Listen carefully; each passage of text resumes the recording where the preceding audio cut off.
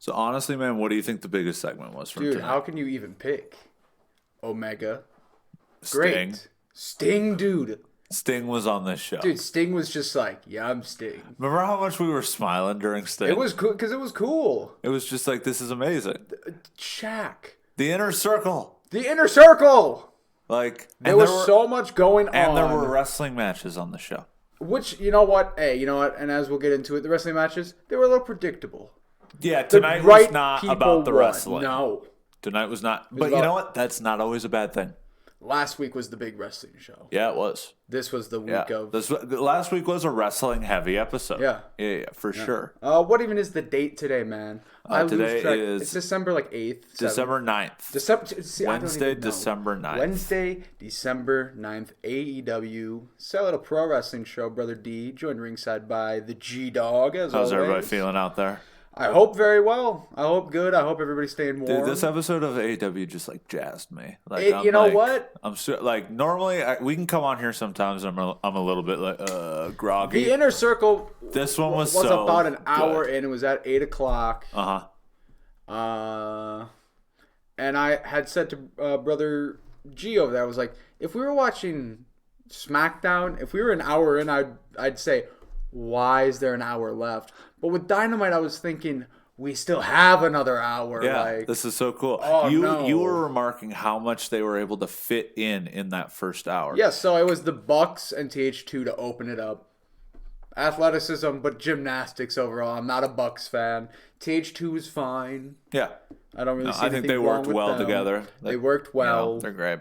It was a match. The Bucks went over. As I kind of predicted, the Acclaimed got involved. Unfortunately, not as I predicted. Top Flight was not the team that then backed up to start a feud with the Acclaimed, but it was SCU, which I actually kind of like almost more because then that is like the Acclaimed is now going to get the rub from them. It's not two young teams facing off. It is old and young. And as we'll talk later, Top Flight was on the show. Absolutely. The Young Bucks went over. No surprise there. Then it was just promo central and not. But it didn't feel bad. No. So here's the deal: we had MJF, Darby Allin, the Sting and Cody, and then Team Taz. We had all those back to back, but it didn't feel like an overload for once. Sometimes I see two segments back to back, and I'm like, that's too much. Yeah, absolutely. They really kept it moving. The pace of the show was good. Okay. The pace of this entire show felt really, really good. It never dragged on. MJF, he was the most fired up I feel like we've seen him in a promo. He's actually... He was really yelling out there. Darby Allin, what did he do? He was doing the Fallout New Vegas opening. Oh, basically. Oh, wow. What do you see in this picture? Well, wasn't he? He was doing the Rorschach test, more or less. Yes. With the guy that we couldn't remember if he had been in one of Darby's I feel like he has promos before. But basically, he was having these flashbacks of Will Hobbs, and he was having memories of Ricky Starks and Brian Cage and all these different people. And then it ends with him flashing one of Sting. Like it's a picture of Sting, and Darby just kind of looks at it and smiles. And I like this connection. Like, I've never felt at any point like Darby Allin was a Sting ripoff. Even sitting in the rafters, I'm like, you know what, man? Like, But Sting you see did it, though. Absolutely. But Sting did that once. You know, he did that 20 years ago. It's like, we're allowed to kind of recycle things in wrestling. Sure. He's not the only wrestler allowed to sit in the rafters and be mysterious. But now is he the only wrestler that's ever done it, pretty much? In that way, yes. Yeah. I mean, more or less. Dude, he used to come down from the rafters. Yeah. And then he just beat people up and leave. Yeah, that was And that's when crazy. he was his most successful and popular. Yeah. I want to go on a run with you of some of his like actually good work in TNA. Because there was some good stuff. There was some surprisingly good stuff. But no, so what happened next? Well, we were talking about Darby and then Sting and Cody. Yeah, so it was the Darby, and then immediately following was Cody came out to do a promo with Tony Schiavone in the ring. Yep. And then, like, just as he's getting started, the music hits, and Sting comes out. And you're just like, oh man. And I like that they kept pretty much his whole intro from last week. You know, Yep, it's the it's winter. not just like the Game of Thrones like reference. He is winter in a way. Basically, it could be yeah. a poetic. Tony really Khan. is. Oh, he's the representation of winter. This cold bean force moving on into the AEW vortex. Yes. And this is a paid promotion from AEW.com. Oh my god. On our Wednesday nights.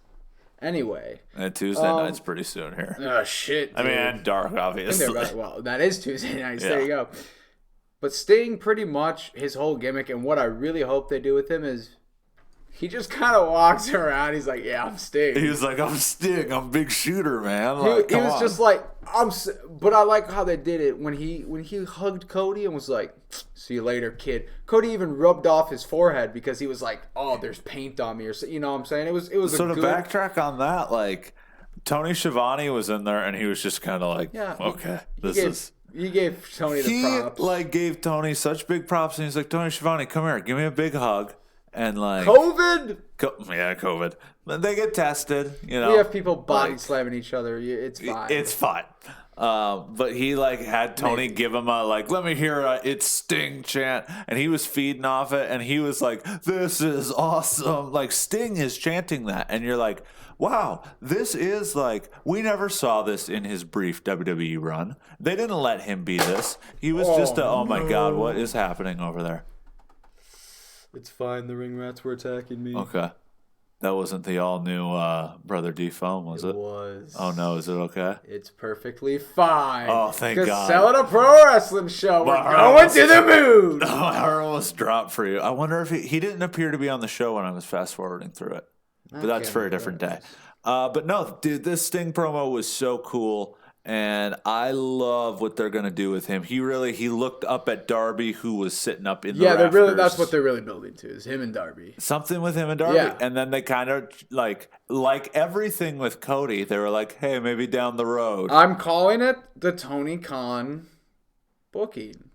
Yeah. It's not the Dusty Rhodes booking. It's the Tony Khan booking. Huh. You write something down on a piece of paper. You put it in your back pocket. And when you wear the pants in a couple of weeks, you go, oh, shit, we did do that on an episode of Dynamite 3 months ago. Let's just pull that out of our asses. And we go, long-term story booking. I disagree with that so heavily. That's not a bad thing. No, I not a get bad that you're thing saying at all. that's not a bad thing, but I don't think it's as random as that. I think they are building to certain things, but I also think timing-wise, they don't know when they can get Shaq for a match and do the proper build and do all of this stuff. I mean, that's obviously something you probably want fans in attendance for. It will make a huge difference. You want to exactly. So it's like there's things you want to like try big and weigh fans, out. obviously, but at the same time, are. if you have this deal in place right now, like you want to start pulling the trigger on stuff unless he loses interest, unless all of this stuff changes. You know, you want to get moving on stuff. Speaking of moving on stuff, we had Taz too. Yeah, that was a good little promo. That was a because great, we talked about it. They moved promo. these promos very fast, and they just had the people who could talk. Yep. You said it. They had the lookers looking. And like Will Hobbs, Brian Cage just did his neck thing. Hooked. Even better. Or never. What is he? I don't even know what he says. I don't like when Brian Cage talks. I just go, hey, that's not the voice. No. I'm like, this is the Brock Lesnar effect. I like Brian Cage. He's cool. Like I think he's such a good wrestler. Never better, even better. What does he say? He says something like never that. better. Do you know what I'm talking about? Yeah, no, absolutely. He always does the and then he does the little neck thing. I would have said never better. Like if you had said it like completely like no, it's never better. I would have been like, yeah, for sure, it's never better. But the fact that you're questioning, I have no idea. I think the family Irish motto is ever ready. Yeah, you could say that ever ready. Go bra. Like you could be like that. Left hook, right hook was there. Yeah, no, he like compared to all these giants, even Ricky Starks is like this big, slender-looking Voldemort feller. Looks. Don't talk about Stroke Daddy like that. Because Stroke Daddy is the smoothest, cleanest talking man in AEW. The sunglasses on today. He had like the Wolverine jacket that I know he bought at like JCPenney on sale. Like, but what did he even say? He was like, and Hook is training at the dojo. Like, he was just going off. His accent. Hook was just sitting there looking like, he's the Dominic Mysterio of their stable. He's always he's wearing stuff a little too big for him. I said to you when it started, I said, who the fuck is that? I was like, that is some pale, but who is that? And you were like, that's Hook, Taz's son. I was like, fuck. Fuck. FTR Varsity Blondes with Garrison and the Dynamite debut of these two as a tag team as Varsity Blondes. Yeah. They've been doing stuff on Dark. Brian Pillman's kind of all over the indie wrestling scene. Like soon in this COVID era, he's facing Nick Aldis tomorrow for the NWA World Championship. So he's all over. And I'm a big fan of him. I think the future is very, very bright for him. Sure. He looks like a rock star. Oh, absolutely. The hair is beautiful. Yeah. And he's still young, man, 27. Varsity Blondes got a lot more offense than I assumed they would have. Yeah. I mean, this was FTR's return match. They haven't had a match since they lost the titles. Yeah, that's insane. Yeah, they've just been kept off TV and doing their thing, which I really like. It's like we got to go. Like you always say, they got a lot of talents on stage, but they don't got enough spotlights. No, just right now they don't. Man. No, how do you? Sucks. FTR went over. Oh, big shock. Have you seen wrestling? Yeah, I have. Hangman up next, and he was kind of drunk. He's back on that. I thought he was done drinking. Yeah, it seemed like he was for a while, and now I think it's setting in like, I got no friends. The Dark Order is just trying But John Silver and Alex Reynolds are there. Hi, buddy. What were they? They were like, appearing out of the neither. Like, what the fuck? They're going to be facing Private Hardy next week on Dynamite. Mm-hmm. That should be something. Yeah, it'll be a good match. John Silver, Hangman, and Alex Reynolds versus Private Hardy. Yeah, it'll be interesting. We'll see what goes on. With the introduction of Jeff Hardy and Riddle. Hardy Bros. The Hardy Bros. Dude, what if? What if wrestling just could become this big international trade deal where you're just like, it's like soccer. You just trade talents and you just loan them to different. Wouldn't that be nice? Like, because then you could you could just have a belt of America, all of the American promotions. That's like, and it's run by like a board of all the different wrestling promotions that like vote. Oh, you're talking way too many heads and way too many people trying to get along. Egos. Oh, in a company and in a business driven by those egos. So by unionizing, just will never get it. No. Because not enough people will ever be able to agree to be like, yeah, fuck the job, let's get out of here. Yeah, 100%. Because there will always be guys willing to be like, well, I'll do it for $20 and a hot dog. Dustin versus 10. Yep. 10's kind of the heater of the Dark Order. He's just the big muscular one. And, yeah, compared to them. Compared to them, I mean, yeah, Brody Lee towers over him, obviously. Yes. Mr. Brody Lee. Yes. Which, by the way, is he ever coming back? Is he gone? I didn't think he would be this long. I had read that he had some sort of ankle injury or something, and yeah, it's strange he's been off this long. But also at the same time, I think that'll make whenever he does pop back up, it'll be meaningful in some way. It'll be very memorable. It'll be like, shit, he's back. It's gonna be John Silver gets his hand caught in the cookie jar and he makes fun of him or something, or he talks about how like, I've kind of been the leader, and then all of a sudden here he is. Yeah, I could see that happening. That's where it's at. Dustin went over. Yep. Shocker. Yep. Like I said, pretty much every single match tonight was like the right person won, or like it was just very predictable. But it wasn't about the wrestling. And as we talked about, man, Dustin at like 51, 2, 3, whatever he is, looks right now better in the ring than he has. And like for a long time. Ever. Or like, even ever. Honestly, ever, I think. A lot of his 90s stuff was pretty good, especially in like WCW early. Absolutely. But yeah, I mean, he's pretty good. He was followed out to the ring by Le Jabber Johnson. Because he is part of the Nightmare family. Yeah, that's all I got to add to this match. Dark Order tries to recruit 7.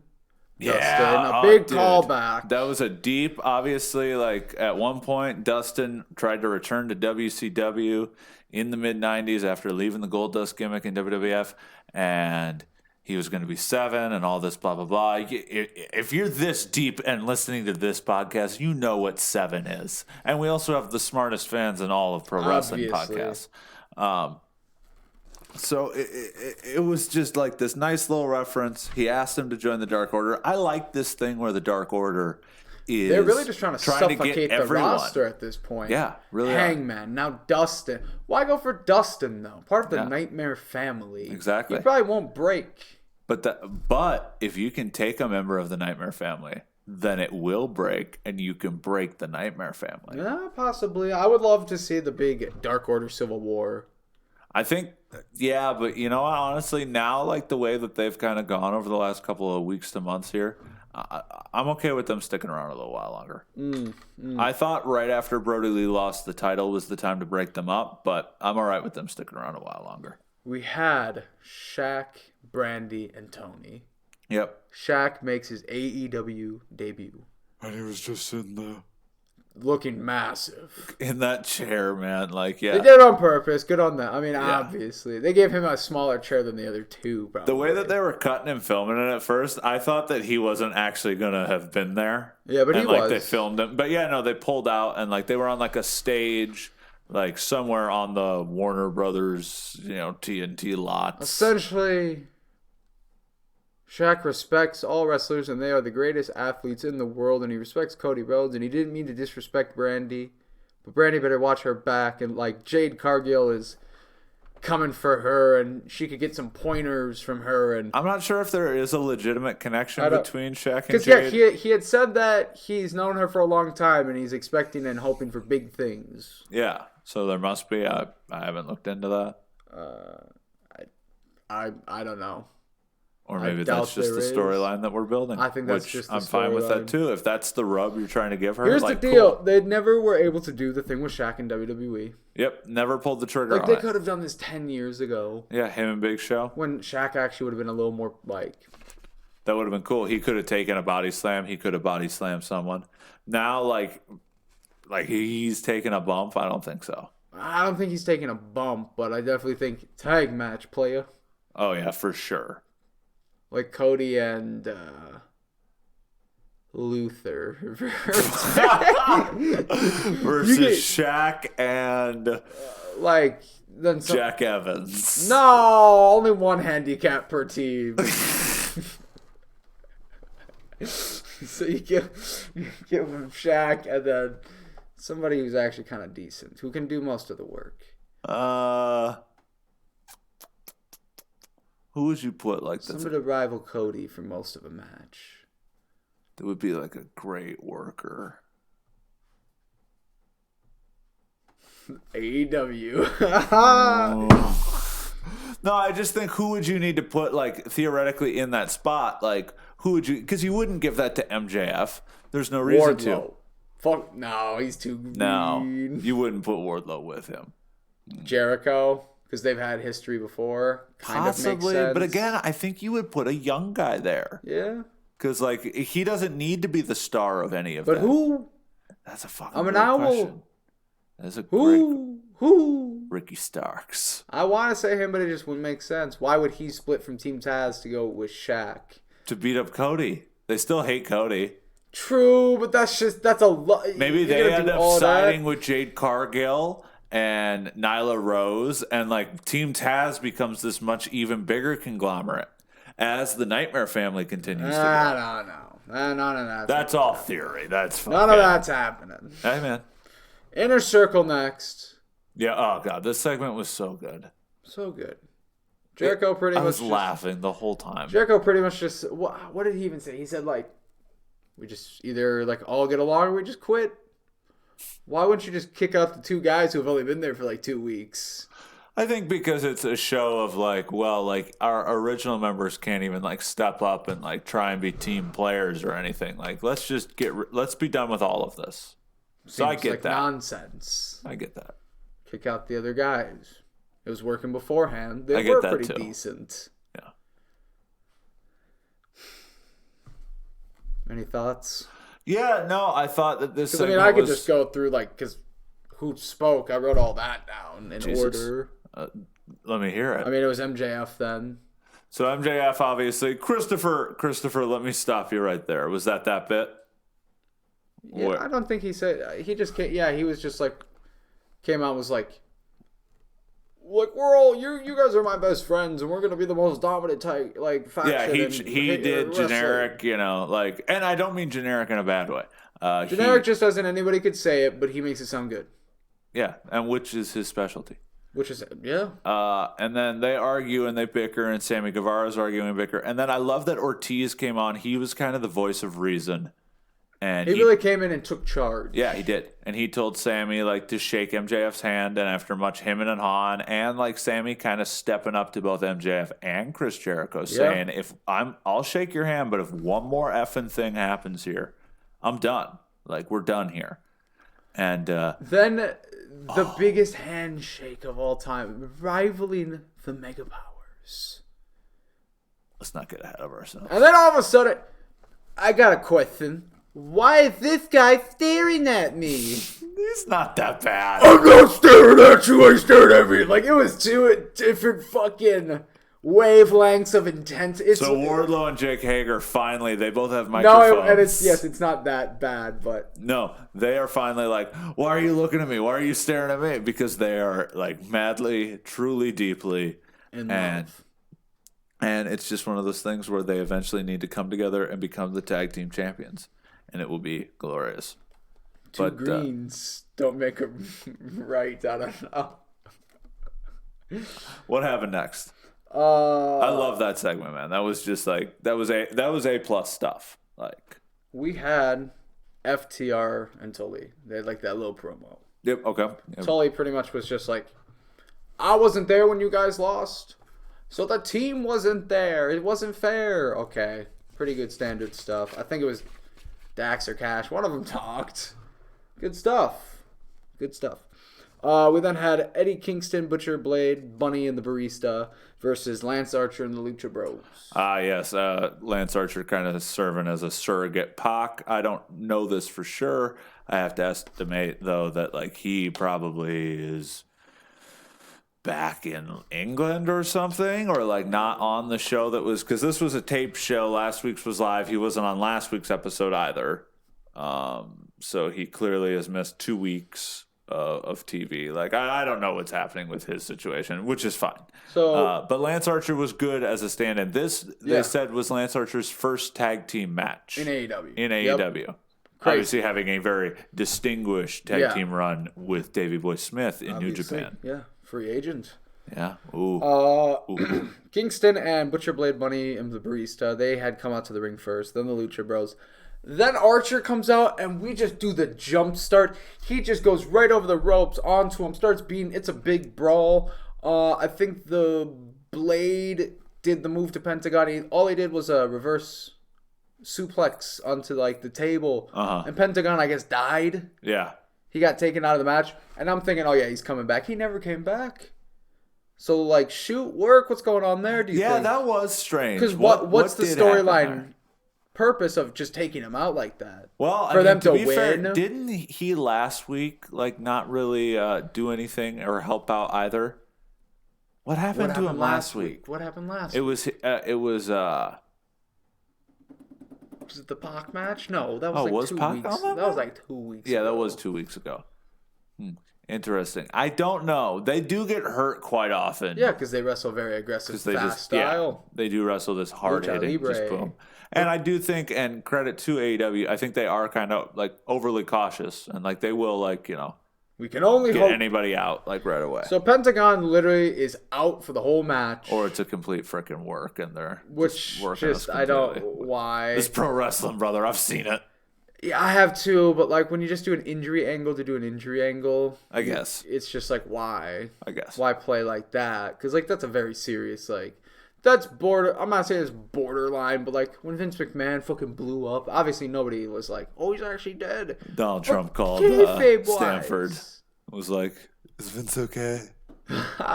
True story. The Don is very concerned, and I was very concerned about the finish of this match. Eddie Kingston, I don't even remember who pinned who. They won though. Yeah. Butcher the Blade, the Bunny, the Barista, Kingston, they all went over. They pinned Ray. Yeah, of course they did. Yeah. Because Ray is the weakest link. Goodbye. Lance Archer kind of getting the short end of the stick, but then he makes the big attack at the end of the match. Eddie Kingston runs away. Hits the everybody die or the blackouts, which whoa. It's a cool move. Yeah.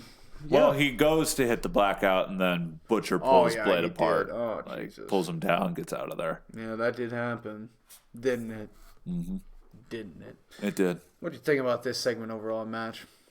I really liked it. I liked that, they are continuing to just build Eddie Kingston. I do think that he works better as a mouthpiece than an actual in-ring wrestler.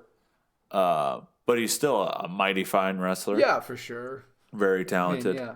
But, I just, when you see him in a match, you're kind of like, because it means that, I don't get to see one of his, great promos, the same way, where he's calling him out, threatening the match. I prefer him building the match because he's so good at it.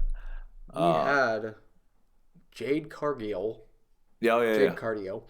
And Nyla Rose beating Red Velvet down. Yeah, they found a particular spot in the parking lot where the girls come in, where they're like, okay, here's where we're gonna beat them, because I think it was the same spot that they beat Brandy in. No, they beat Brandy in a bathroom or something. This was out in the open, wasn't it? By a barricade. Yeah, I don't think it was in a bathroom. They did it in a doorway though the last time. Possibly, remember? Because they were blocking the refs out. Possibly. I think it was on tile though. It was on something. We'll go back and watch it. Okay. We'll fill you in on the week review. We won't. No, we won't. Absolutely not. They were beating her ass. Somebody ran in. Somebody I don't even know who ran in. It was a brawl for a brawl. Jade Cargill, I guess, is just running around beating the shit out of the. What's going on over there? The ring rats are falling. A little Ruffalo here. Just like this segment was falling. Jade Cargill does it for the second time now. They're just attacking people in the back. AEW's favorite card to play is the back attack. I really do like the back attack, especially as of late. I mean, yeah, let's be honest. If you can give it any criticism, for good or for better or for worse, they do love just going, what are we doing? Boom, play the card. Play it, and then they throw it down, and guess what? Backstage attack.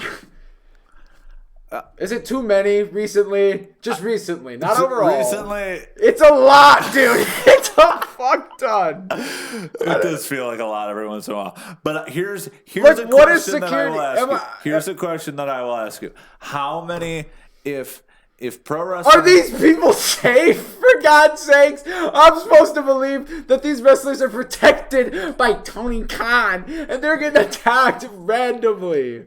If pro wrestling is a deck of cards, there's how many cards? 52. There's 52 cards. How many different options do you have to build storylines? Well, if you're Tony Khan, 51 are backstage attacks. The other one is a Cody Rhodes segment. That eats up 16 minutes and involves David Lee Roth and the Declaration of Independence. We had a bad on because it was a bad. Yeah, so Abaddon wrestled versus La Jobber. La Jobber. I like Abaddon a lot. She's generic creepy girl. Well, she's not generic creepy girl because she is the unique. Face paint I've and never the seen. eyes is pretty insane. She's unique to herself. I feel like there's probably some Japanese wrestler Joshi who has probably done that exact look. Well, obviously, as you pointed out. Oh, excuse me.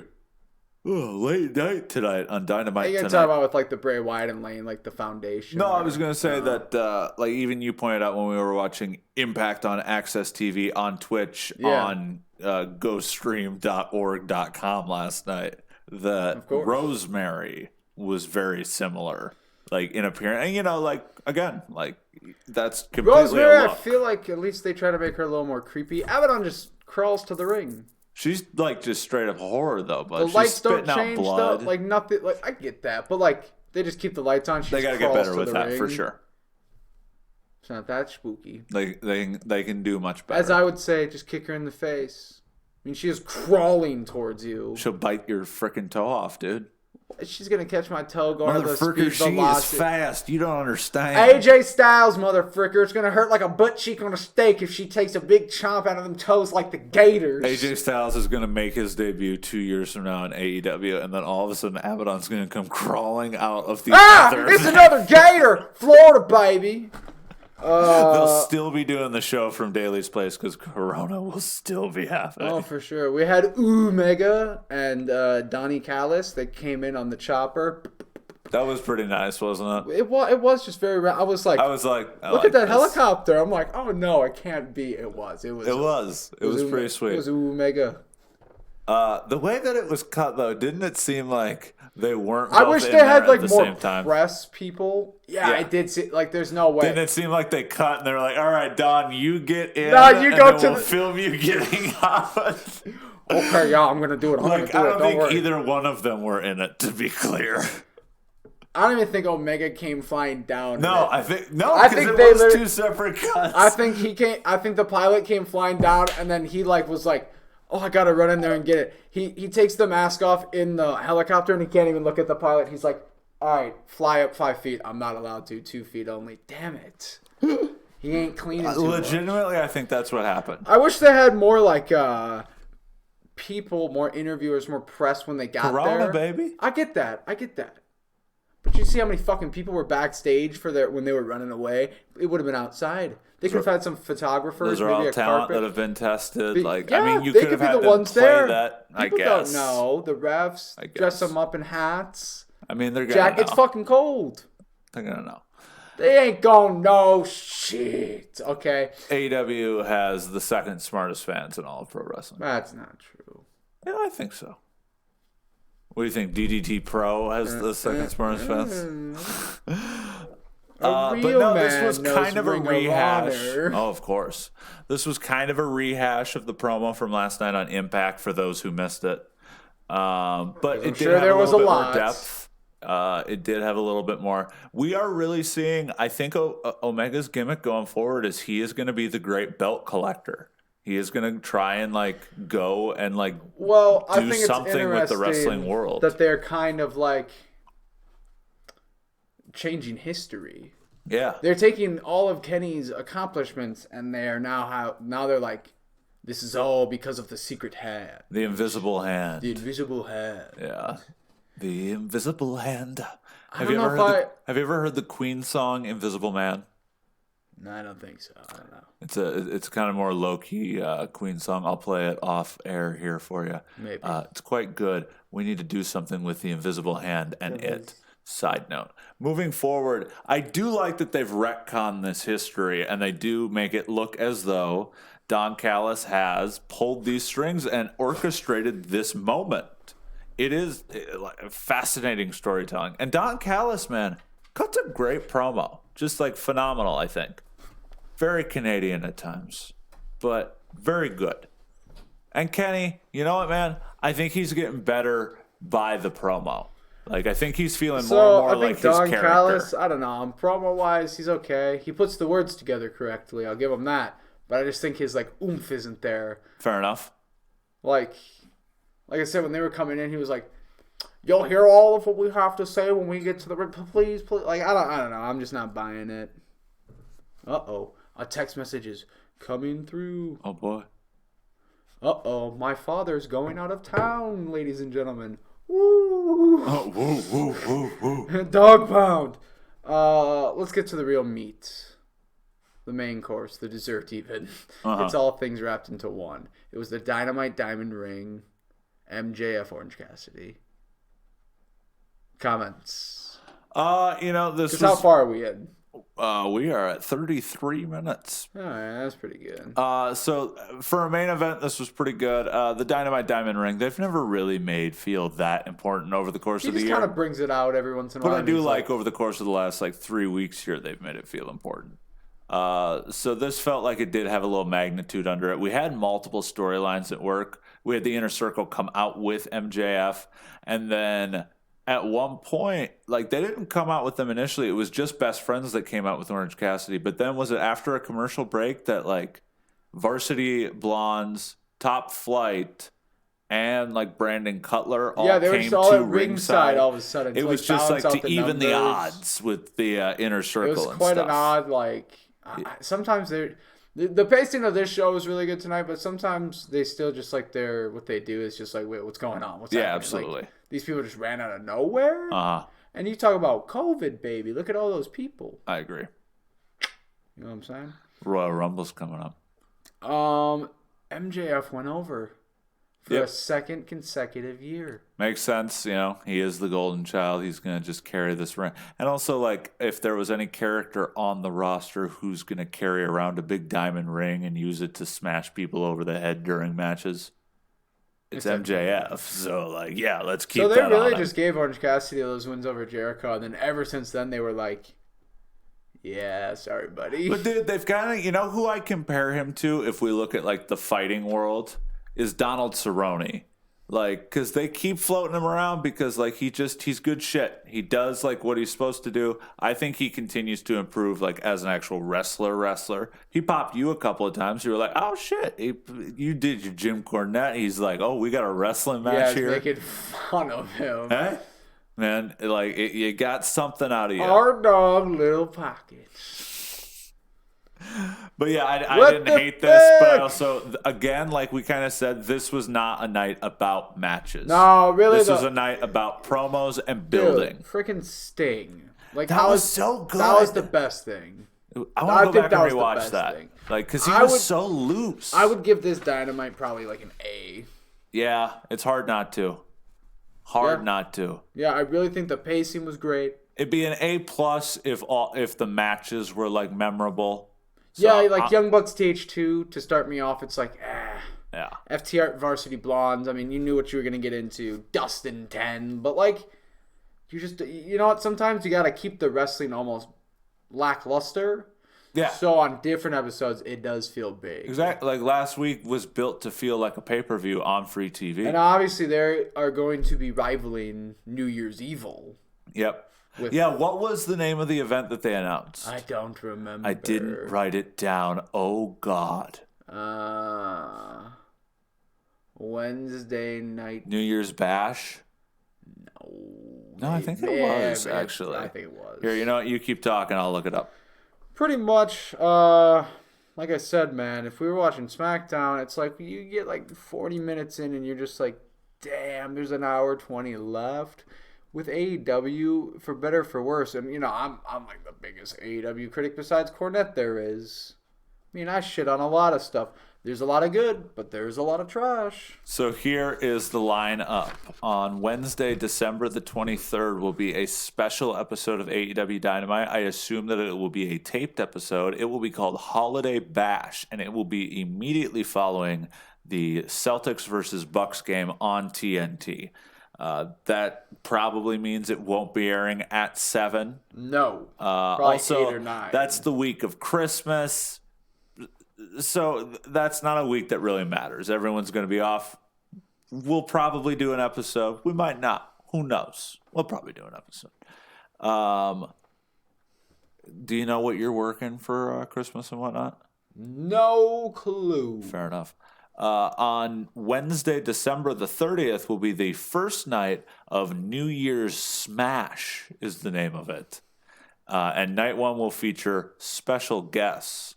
On night 2, which will be January 6th, the following week, which will go head-to-head with NXT's New Year's Evil, Snoop Dogg will be on the program. Oh, shit! Which will also be the night before the Go Big Show debuts on TBS. So that's perfect. Yep, big cross promotions. Wow. I like it. Big dollar moves, man. That's what it is. Because like we said, I mean, the Go Big Show is something that will probably beat AEW in the ratings. Yeah. Like, especially the first couple episodes. It kind of has that weird little, like, American. Like, I'm just telling you, like, people are into those shows. Yeah. I know, like, most people who are into wrestling probably are like, what? Why would people watch shows like that? Dude, Wipeout. They think the same thing about you. Yeah, like, they literally. They think the same thing about you. Literally. And that's okay. That's should okay. be. Yeah, absolutely. Sometimes it's not, you fucking weirdo, but other times it is. It's fine. It's okay to have your toys. It's okay to be a weirdo. Well, don't be a judgmental weirdo. No. If you recognize that you are a weirdo. You should fucking judge people. Oh, sweet God. Fuck them. Fuck them indeed. All right. Any other thoughts, comments? No. You know what, man? Thoughts might be hard. Watching an episode like this really makes me feel like we have made the correct decision to put the SmackDown sound off on probably what I'd call an indefinite hiatus. Whoa, we're turning the sound off. We're turning the sound off because I watched this episode and I'm like, this was so much fun to watch. And you know what, man? SmackDown needs to earn my shit back. Maybe we need to watch SmackDown and review it just to shit on it. Maybe that becomes our angry one where we just shit on it more. Because it's easier to, because there's shit on it. This one, AEW is obviously more. And there is stuff to shit on all the time. Hey. Absolutely. The Young Bucks. But man, it's so much more fun to watch. The Dork Order. It's so much more fun to watch. Because I think at least there's just stuff going on. Yeah. WWE, we didn't even talk about the fact that Miro is the one that basically cost Orange Cassidy the match, and then he ended the night standing tall, wearing his Versace sweatshirt. Yeah, with the night with the Inner Circle stuff. Sting. We end on Miro. That was kind of crazy, wasn't it? Is he turning back to the Bulgarian Brute? Are they really making him something again? I hope so. I love Miro. Yeah. Great guy. Well, you know what, man? I love that. Any final thoughts? No. A for me. A for me. All right. Well, thank you, ladies and gentlemen. Nobody made it this far. Nobody in the world made it this far. I really don't care. Please turn this off now.